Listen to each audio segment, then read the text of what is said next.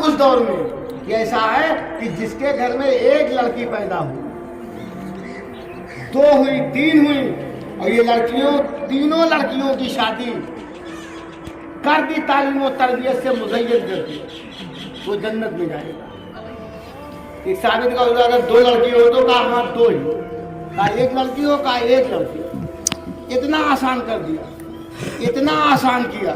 اور پھر آقا دو جہاں صلی اللہ علیہ وسلم نے اپنے لڑکیوں کو اس طرح سے ان کی پرورش کری، نکاح کیا کہ لوگ اس پر فخر کرنے لگے۔ پھر لڑکیاں زندہ زمین میں دفن ہونے سے بچنے لگی۔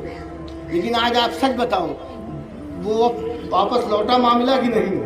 مجھے لگتا ہے لوٹا ہے۔ ہمارے وکیل صاحب بیٹھے سے پوچھو، اگر کسی کا مرڈر ہو گیا تو 302 کا کیس لگے گا، چاہے گلا دبا کے مارا ہو چاہے گولی سے مارا ہو، مر گیا تو ایک کیس تو 302 لگنا ہی لگنا ہے۔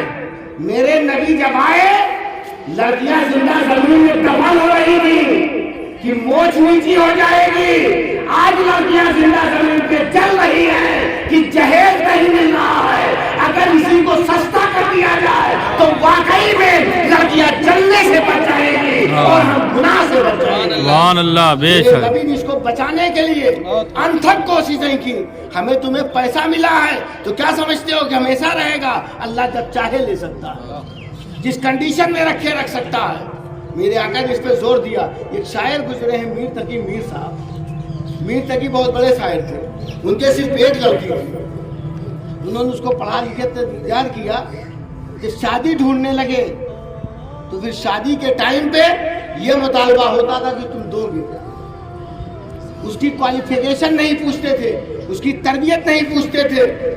میر تقی میر اپنا مکان بیچ کر کے اس کی شادی کی، اور لڑکی اتنی حساس تھی کہ نکاح کے بعد 2-3 دن بعد انتقال کر گئی۔ میر تقی میر جو سنے ہیں تو کہتے ہیں، انہوں نے شعر میں کہا، میں اسے مفہوم بیان کر دوں، انہوں نے کہا میری بیٹی میں تیرے جہیز کے چکر میں تجھے کفن دینے کا پیسہ بھول گیا تھا۔ میرے پاس اتنا پیسہ نہیں کہ کفن دے سکوں، یہ منحوس سماج کہاں لے جائے گا؟ میرے آقا کے ہاں سب گرفت میں آئیں گے کہ تو نے کیا کیا۔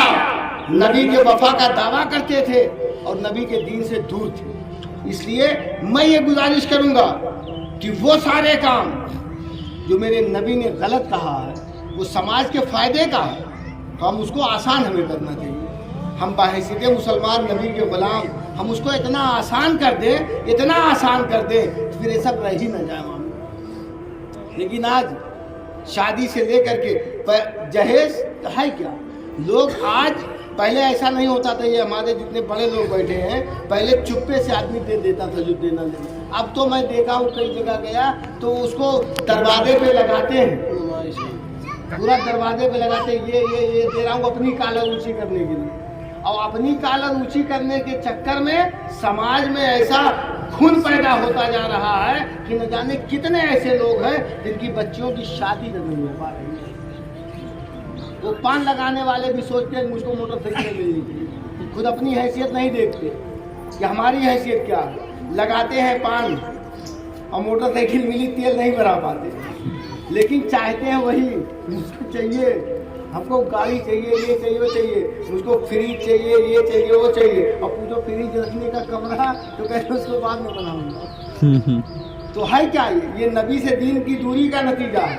میں بچوں سے بھی یہ گزارش کروں گا کہ آپ بھی جو یہاں ہیں یا میری بات کہیں سے بھی سن رہے ہیں، وہ صرف اور صرف ایک چیز دیکھیں کہ لڑکی کی تعلیم کیا ہے، تہذیب کیا ہے، مذہبی ہے کہ نہیں، نیک ہے کہ نہیں، پارسا ہے کہ نہیں۔ اگر لڑکی نیک ہے، پارسا ہے تو گھر کو جنت بنا دے گی، اور اگر وہ پارسا اور نیک نہیں ہے تو دہیج لے کے آئے گی، گھر کو جہنم بنا دے گی اور سکون چھین لے گی۔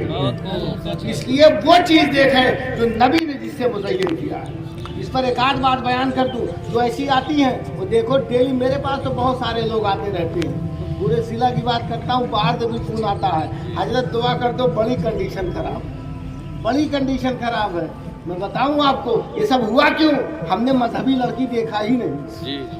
اگر اس کی چلن ہو جاتی، لڑکے کہتے، لڑکے کے گھر والے کہتے مجھ کو جہیز ایک پیسہ نہیں چاہیے، لڑکی وہ چاہیے جو مزین ہو نبی کے دین سے، مذہبی ہو، حقوق پہچانتی ہو، نبی کا دین پڑھا ہو، تب وہ گھر میں پہنچتی تو گھر میں چار چاند لگ جاتا، سکون ہو جاتا۔ میں ایک واقعہ بیان کروں، اپنی بات کو میں اختتام کی طرف لے چلوں، اور اسی میں میری نصیحت پوشیدہ ہے جو میرے آقا نے بیان کیا لڑکوں کے لیے بھی، کہ آپ کبھی یہ مت دیکھنا کہ مل کیا رہا ہے، کسی کے دینے سے کچھ نہیں ہوتا، اللہ جو دینا چاہتا ہے وہ عطا کر دیتا ہے، اور لینا چاہتا ہے تو پائی ہوئی چیز بھی واپس ہو جاتی ہے، معلوم ہے۔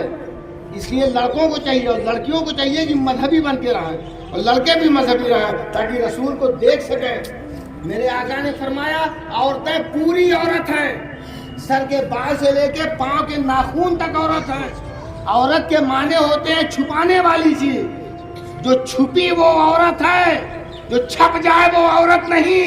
عورت کو پردے میں رہنا ہے، جیسے پھول جب تک اپنے ڈالی میں ہوتا ہے خوشبو دیتا ہے، ڈالی سے الگ ہوتا ہے مرجھا جاتا ہے، گل شاخیں گل میں رہ کے خوشبو دیتا ہے، اور پردے میں رہ کر کے وہ نوری خوشبو بھی دیتی ہے کہ پورا گھر معطر ہو جاتا ہے اور خوشبو سے مہک جاتا ہے۔ اور اگر عورت غلط ہو گئی تو پورا گھر منحوس ہو جاتا ہے۔ اب میں ایک واقعہ بیان کروں، اپنی بات کو میں ختم کروں۔ ایک واقعہ میں پڑھا تھا کہ میرے آقا صلی اللہ علیہ وسلم کے پاس ایک صحابی پہنچے، وہ صحابی ایسے تھے کہ وہ اپنے گھر سے جب نکلنے لگے تو ان کا ایک لڑکا تھا، وہ بیمار تھا، بخار تھا، بخار کی وجہ سے اس کی سانس جو ہے الٹی چل گئی۔ وہ گئے پیسہ کمانے کے لیے، جب واپس لوٹ کے آئے رات میں تو اپنے بیوی سے پوچھا کہ ایک بات بتاؤ لڑکے کی طبیعت کیسی ہے؟ تو عورت نے کہا اس کی سانس رک گئی ہے۔ تو انہوں نے سمجھا کہ آرام ہو گیا۔ کھانا کھاتے ہیں، آرام کرتے ہیں رات بھر، صبح اٹھے نماز فجر کے لیے رسول اللہ کے پاس جب جانے لگے مسجد، تو عورت نے کہا ایک بات سن لو۔ کہا بولیے کیا بات ہے؟ کہا وہ لڑکے کا انتقال ہو گیا، لڑکے کا انتقال ہو گیا ہے، آقا کو خبر پڑ گئی۔ اب ان کے پاؤں سے زمین کھسک گئی، تم نے یہ کیا کیا؟ میرا لڑکا مرا پڑا تھا گھر میں، اور میں کھانا کھایا، رات بھر آرام کیا ہوں، اب تم بتا رہی ہو، آتے برابر کیوں نہیں بتایا؟ سنیے، اور لڑکیوں کو چاہیے اس کو گانٹ بنا کر کے رکھ لیں۔ معلوم ہے وہ عورت کہتی ہے حضور آپ میرے شوہر ہو، آپ میرے لیے بچوں کے لیے گھر سے باہر نکلے تھے، نہ جانے کتنوں کے تانے سننے پڑے ہوں گے، نہ جانے کتنوں کی بات سننی پڑی ہوگی، دن میں نہ جانے کیسے حالات آئے ہوں گے، پتہ نہیں پانی پیا تھا کہ نہیں، کچھ کھایا تھا کہ نہیں، اور شام میں واپس آئے میں بتا دیتی تو اتنی ٹائم بھی آپ نہ کھاتے۔ میں سوچا کہ آپ کو کھانا پانی کھلا دوں، لڑکا تو انتقال کر ہی گیا ہے۔ یہ جملہ جب جا کر کے میرے نبی کو بتایا گیا ہے تو میرے آقا فرماتے ہیں سماج میں ایسی عورتوں کی ضرورت ہے، واہ واہ واہ، سماج میں ایسی عورتوں کی ضرورت ہے۔ اور کہتے ہیں میرے صحابی میں تجھے دعا دیتا ہوں کہ اللہ ایک لڑکے کے بدلے تجھے 7 لڑکا دے۔ یہ ہے میرے نبی نے دعا دی۔ عورت کے اس حسن سلوک پر یہ آنے کے بعد بھی نہیں بتایا یہاں، اگر مذہبی نہیں ہے تو اگر لڑکا کے ہلکا سے بخار چڑھا تو ترنت فون، لڑکا یہاں مر رہا ہے تم کہاں مر رہے ہیں؟ اتنے میں تو لڑائی شروع اور اختلاف شروع۔ لیکن سیکھو ان عورتوں سے کہ اس طرح سے یہ عورتیں سماج میں تھیں تب سماج بنا، لیکن سب ہوگا کب؟ جب تم جہیز کے لوبھی نہیں بنو گے، مذہبی لڑکیاں ڈھونڈو گے۔ جیسے آج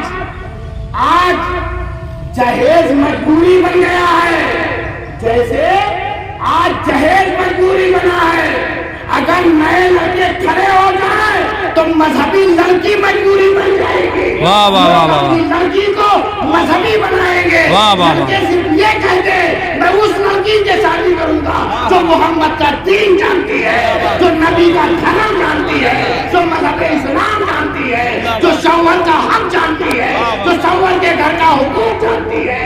اگر وہ سختی کر دیے تو پھر جہیز کی مجبوری نہیں، لوگ مجبور ہو کر کے دین بتانا اور लड़कियों को ससुराल के लिए तैयार करना अपनी मजबूरी समझेंगे और समाज बेहतर बन जाएगा। बहुत खूब। लेकिन हमने तो ऐसा छोड़ दिया, मजबूरी दूसरी कोई चीज बन गई। और उसके बाद एक चीज ये, जो गार्जियन के तौर पे जिंदगी गुजार रहे हैं, उनसे मैं गुजारिश करूंगा कि शादी करने के पहले लड़कियों को ऐसा मुज़य्यन करो कि वो अपने ससुराल के लिए बने। हम तो तैयार करने के बाद, शादी करने के बाद जब वो जाने लगती है तो उसके कान में बता देते हैं, बेटी डरना मत, इतना जहेज दिया हूँ, इतना सब कुछ दिया हूँ, दब के मत रहना, हम हैं तुम्हारे साथ। जब उसके कान में बता दिए हो दब के ना रहना, तो शादी सक्सेस कहाँ हो? परेशानी बढ़नी है। या तो लड़के को लेके अलग रहेगी, बूढ़ा बुढ़ाऊ को जो है वो या तो वृद्धा आश्रम भेजेगी, और या तो कहीं छपरा डाल के रहेंगे। कान में बता दिया तो यही सब होगा। लेकिन आइए एक बात और बयान कर दूं मेरे आका की। हज़रत सैयदा फातिमा ज़हरा की ज़िंदगी हमारे लिए नमूना है। आका की ज़िंदगी नमूना। वो तो पाक साफ लोग थे, तो वो ताहिर लोग थे, सुभान अल्लाह। लेकिन कुछ मौलाए कायनात में हज़रत सैयदा फातिमा मेरे मसलियत के तहत था, कुछ इख्तिलाफ हुआ। हज़रत सैयदा फातिमा आई तो आवाज़ दे दी, मेरे आका ने पूछा कौन? कहा आपकी बेटी फातिमा। कहा मैं नहीं जानता कौन फातिमा। अल्लाह। कहा हसन हुसैन की माँ फातिमा। कहा मैं नहीं जानता कौन फातिमा। कहा कि अली की बीवी फातिमा। कहा हाँ अब मैं जानता हूँ। यहाँ से बताना क्या चाहा नबी ने कि तुम्हारी शादी हुई तो तुम अपने शौहर के लिए हो, उसको नाराज ना करो। लेकिन हम जब पहले ही से बयान कर देते हैं तो होगा क्या? मैं आज की इस बात को इस पर जोर दूंगा कि आप अपनी बच्चियों को ससुराल के लिए तैयार करो और उसको इतना नेक बना दो कि मुसीबत में भी रहे तो मुंह तक ना करे। शौहर के पास खाना ना हो तो शौहर के साथ भूखा रहे वो, लेकिन मुंह तक ना करे, अपने मायके तक खबर ना पहुंचाए। अगर ऐसी लड़की है तो भूख प्यास बर्दाश्त करके अपने शौहर के चरणों में रहती है तो उसे जन्नत का गुस्ताए जाफिला मोहम्मद रसूलुल्लाह सल्लल्लाहु अलैहि वसल्लम। अगर हमने इससे अलग हट के कुछ किया तो हम आप जिम्मेदार होंगे। लड़कों से फिर वही गुजारिश करूंगा कि तुम शादी जब तलाश करो तो सिर्फ एक चीज देखो, इसकी परवरिश कैसी है, नेक है कि नहीं, अच्छी है कि नहीं। अगर वो चीज तलाश करोगे ना तो लोग मजबूर होकर पढ़ाना शुरू कर देंगे, सुभान अल्लाह। मजबूर होकर उसको दीनी तालीम देंगे और उसको तैयार करेंगे कि नेक रहे, पारसा रहे। और नहीं तो ठीक है, जहेज ढूंढो, शादी के बाद पता चलेगा।